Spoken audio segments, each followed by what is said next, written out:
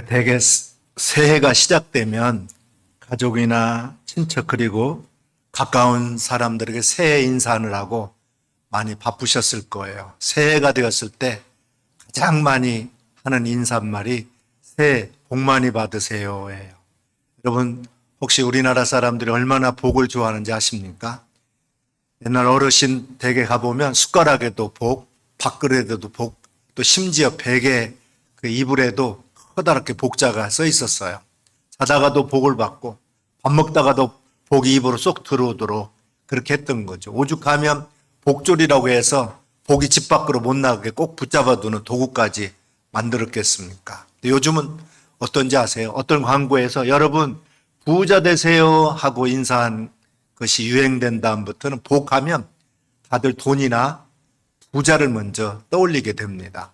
이처럼 사람들은 복 받기를 소원해요. 근데 오늘 본문에 보게 되면 하나님의 이런 인간들에게 복 주기를 너무나도 원하신다는 사실을 우리가 발견할 수 있어요. 하지만 여러분 진짜 복이 뭘까요? 오늘 하나님께서 아브라함에게 주신 복을 통해서 우리가 진짜로 붙잡아야 할 하늘의 복이 무엇인지 증거하려고 합니다. 창세기는 하나님이 만드신 아름다운 세상이 인간의 죄로 인해서 얼룩져진 후에 하나님께서 어떻게 다시 세상을 구원하시려는지 그 시작을 보여주고 있어요. 아담의 타락과 노아의 홍수, 또 바벨탑 사건 이후에 흩어진 인류를 향해서 하나님은 아브라함이라고 하는 한 사람을 선택합니다. 오늘 본문은 하나님께서 아브라함을 통해서 온 인류를 축복하시겠다고 하는 은혜의 언약을 선포하시는 위대한 장면이에요. 인간의 자격이 아닌 하나님의 전적인 선택과 은혜를 강조하고 믿음으로 의롭다함을 얻는 신앙의 여정의 출발점을 의미합니다. 먼저 익숙한 관계를 떠나 나 자신을 비우는 일이 중요해요. 먼저 하나님께서 아브라함에 가장 먼저 하신 말씀은 뭐냐면 떠나라는 거예요. 하나님께서 아브라함에게 너는 내 고향과 친척과 아버지 집을 떠나라 그랬어요. 그건 오늘 우리에게 주신 말씀이기도 합니다. 옛사람의 모습을 떠나라는 거예요. 과거를 떠나라는 거예요. 나이 75세에 하나님의 말씀을 따라 순종하는 것은 결코 쉬운 일이 아니에요. 당시 고대 사회에서 고향과 친척은 단순한 장소가 아니라 생명을 보호해주는 방패막이기도 하고 존재 기반이기도 해요. 그런데 하나님은 그 안전한 둥지를 아브라함이 75세 때 떠나라는 거예요. 이런 상황에서 생존의 터전인 고향과 부모의 집을 떠난다라는 것은 그야말로 불확실한 세계로 떠나는 거죠. 이것은 단순히 지리적인 이동이 아니라 하나님 없이 누렸던 세상의 풍요와 우상숭배 습관에 대해서 벗어나라고 하는 영적인 그런 명령이기도 합니다. 아브라함이 살던 곳은 우상숭배가 만연한 갈대아 우르였어요. 이곳은 수메르인이 살아있는 초승달을 섬기는 우상숭배 중심지고 창세기 11장에 나오는 바벨탑을 지었던 신할 평지가 있는 곳이기도 해요. 그래서 여러분 여러 국가의 국기들을 보게 되면 특별히 이슬람권에 있는 나라에 이렇게 초승달이 그려져 있는 국기가 있어요. 이것이 아브라함 때 그 수메르인들의 그들이 섬겼던 우상의 그런 모습을 지금까지 그들이 그대로 갖고 있는 거예요. 아브라함의 아버지 데라가 이곳에 살면서 우상을 숭배했습니다.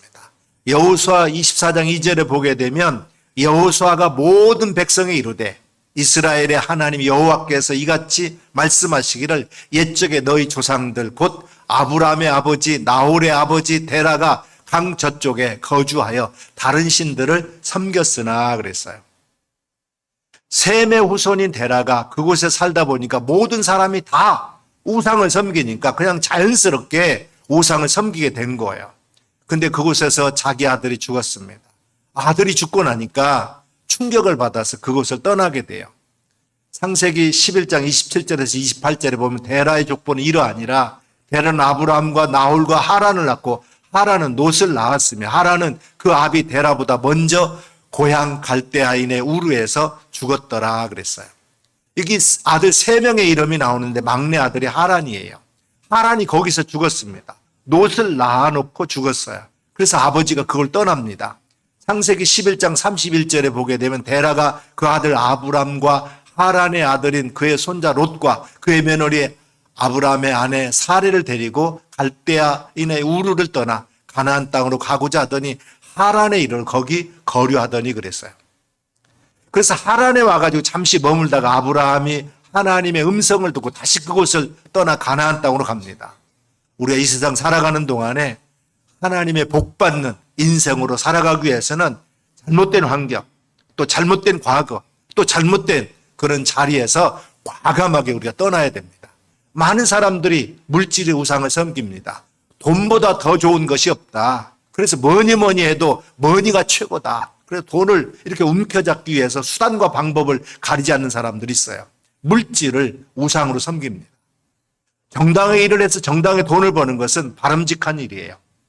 그러나 수단과 방법을 가리지 않고 그냥 막 돈을 모으려다 하다 보니까 무리하게 회사를 확장하거나 그래서 어려움이 다가오고 회사가 파산해서 많은 사람들에게 피해를 주고 또 이러한 일들이 생겨나는 걸 볼 수 있습니다.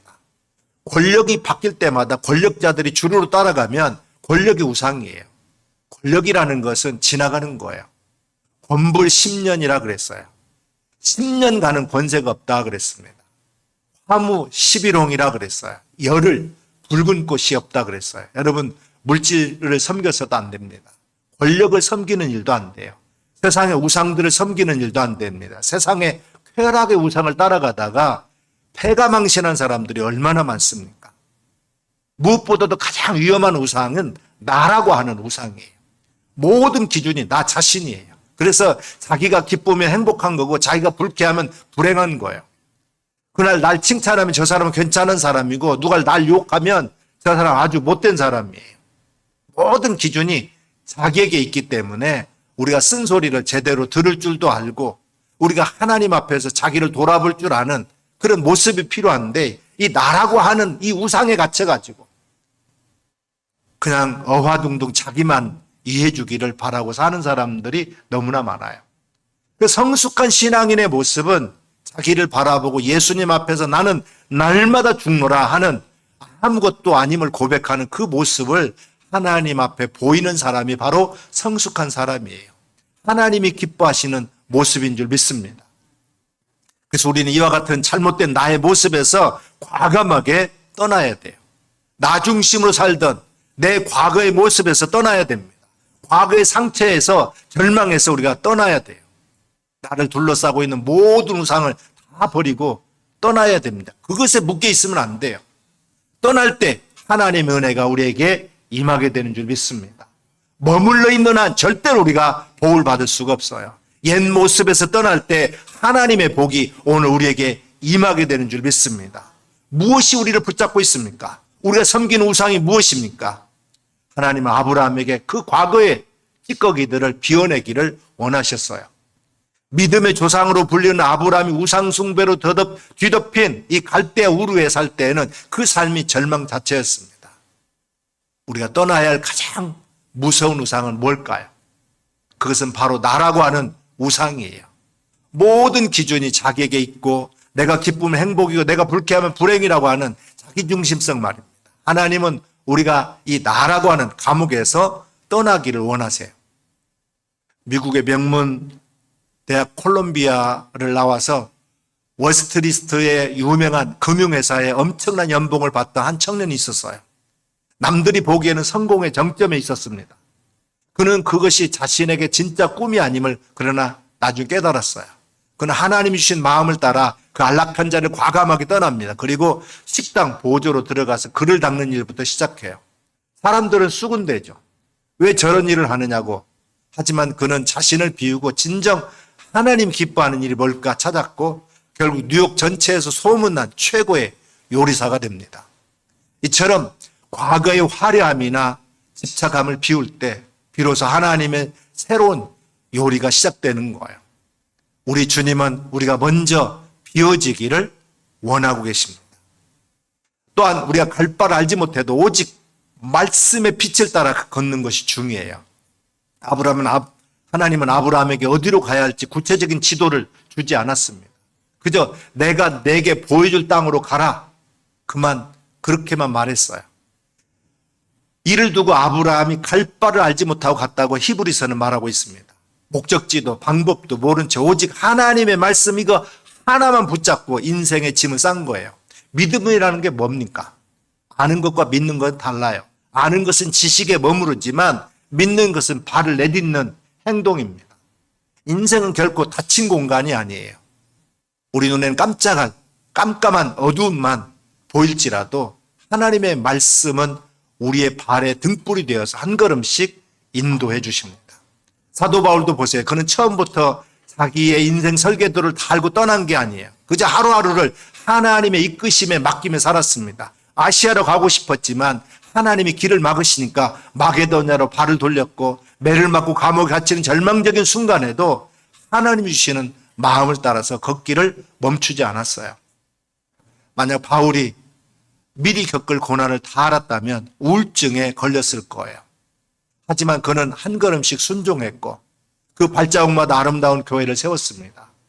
우리 주님은 우리가 계산하지 않고 신뢰하면서 걷기를 원하고 있어요. 또 마지막으로 우리가 바로 세상을 살리는 복덩어리가 되는 거예요. 하나님 아브라함에게 너는 복이 되어라, 그렇게 선포하고 있습니다. 예전 성경에는 복의 근원이라고 기록되어 있는데 창세기 12장 2절에 내가 너로 큰 민족을 이루고 내게 복을 주어 내 이름을 장대하게 하리니 너는 복이 될지라 그랬어요.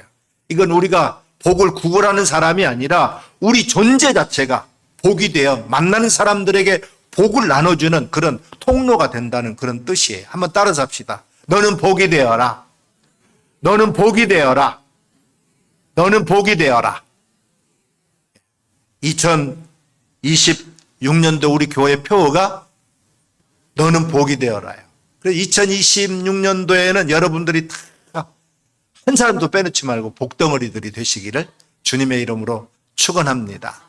여기 오늘 본문에 4가지 축복이 나와요.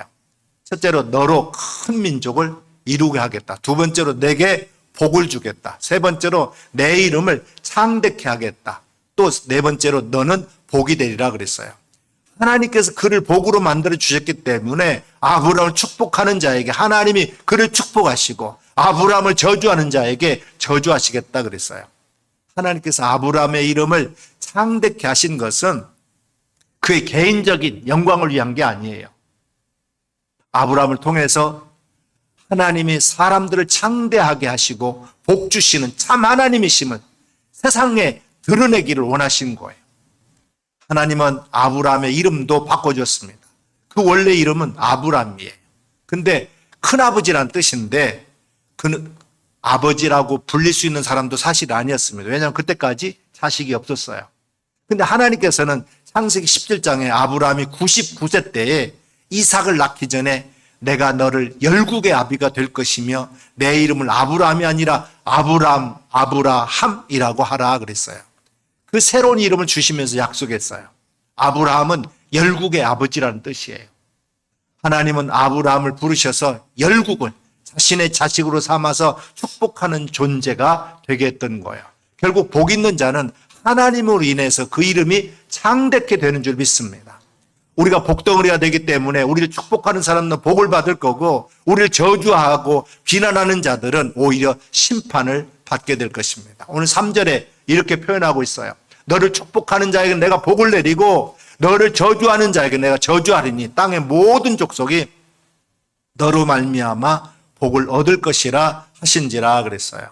우리는 복덩어리가 되었습니다. 예수를 믿을 때 이미 우리는 복덩어리가 되었어요.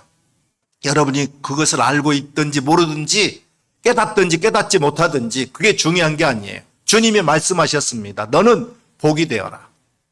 예수님은 믿을 때 아브라함의 복이 우리에게 이미 임했습니다. 갈라디아서 3장 14절 말씀에 이는 그리스도 예수 안에서 아브라함의 복이 이방인에게 미치게 하고 또 우리로 하여금 믿음으로 말미암아 성령의 약속을 받게 하려 함이라 그랬어요.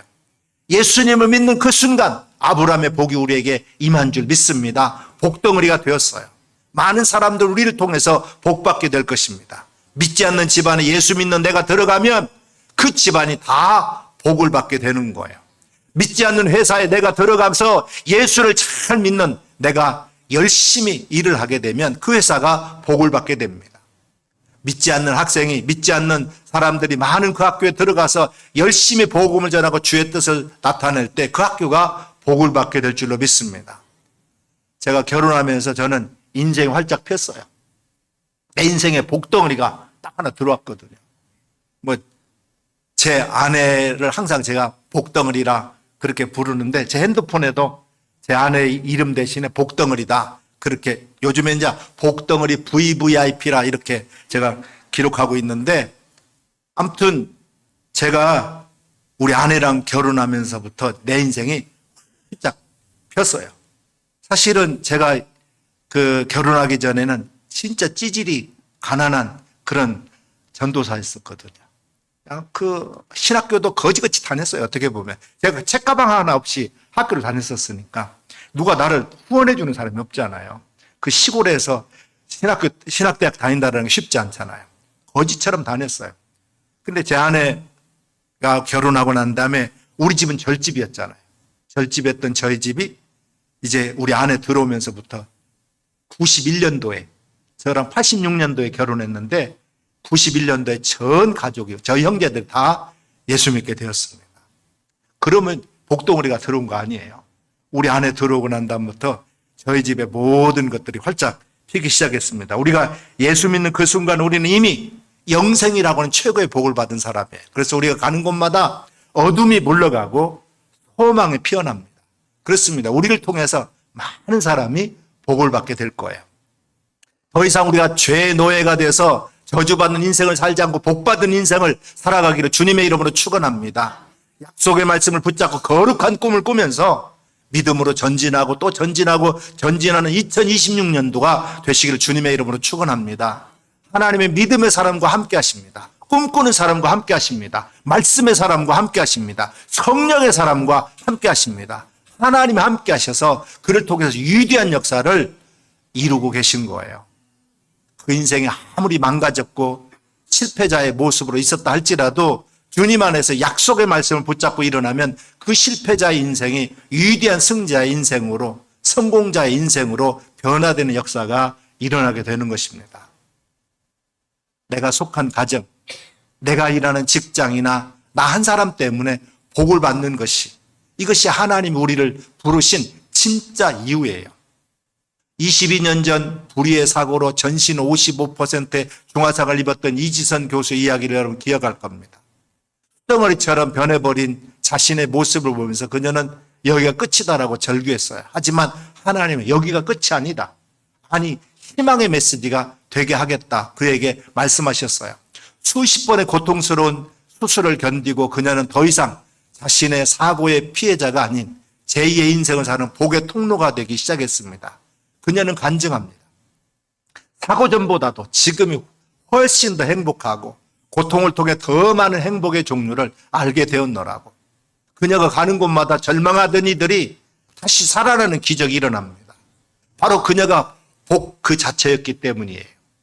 우리 주님은 오늘 우리에게도 누군가에게 희망이 되기를 원하고 계세요. 사랑하는 여러분, 하나님은 오늘 우리에게도 익숙한 어제의 자리를 떠나라 말씀하십니다. 나 욕심과 과거의 상처를 비우고 오직 주님의 약속만 붙잡고 새로운 땅을 향해서 나아갈 수 있기를 바랍니다. 우리가 주님 안에서 복덩어리가 되어서 세상에 사랑을 흘려보낼 때 우리 인생 가장 눈부신 해피엔딩을 맞이하게 될 것입니다. 이 거룩한 부르심에 기쁘게 응답하는 저와 여러분 되시기를 주님의 이름으로 축원합니다. 기도하겠습니다. 살아계신 하나님,